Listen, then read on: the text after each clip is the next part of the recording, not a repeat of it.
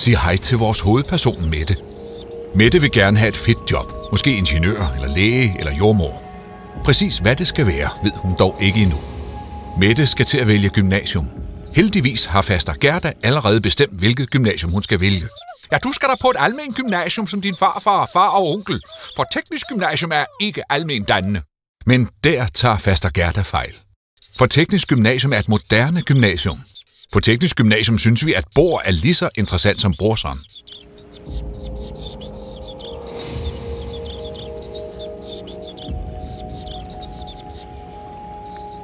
Vi mener, at teknologi er vigtigere end oldgræske vaser.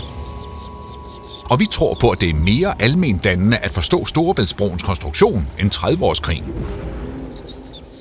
Faster Gerda er stadig skeptisk. Men det er du så ikke håndværker? Igen tager faster Gerda fejl. En studentereksamen fra teknisk gymnasium giver adgang til lige så mange uddannelser som STX. Faktisk læser langt de fleste med en teknisk studentereksamen videre og bliver alt fra ingeniører til designer og læger.